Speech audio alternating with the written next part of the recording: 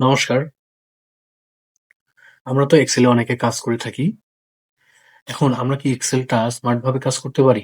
তবে যেগুলো কাজ করি সেগুলো আমরা যদি একটু কিছু ট্রিক্স খাটিয়ে আমরা যদি সুন্দরভাবে গোছালোভাবে কাজ করি তাহলে অনেক সহজেই কাজটা করা যায়। চলুন আমরা সেরকম একটা কাজ করে দেখি।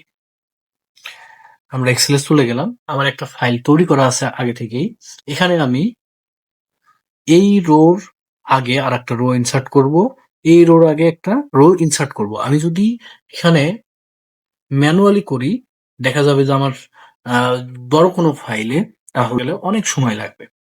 কিন্তু আমি যদি সেটা এক ক্লিকে যে আমার এখানে আরো অনেক ডাটা আছে, আমার এক ক্লিকে আমার যে এই দুটোর আগে এখানে আমার যেহেতু দুটো আছে আমার এই দুটোর আগে রো ইনসার্ট করতে হবে।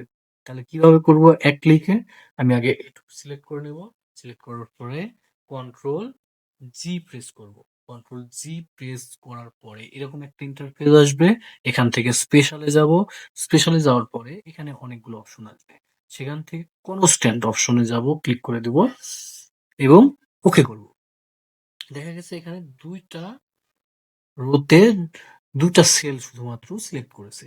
এবার কন্ট্রোল শিফট প্লাস এর তারপরে ইন্টার রো ওকে, দেখা গেছে আমাদের সেই সেলটা রোটা চলে আসছে।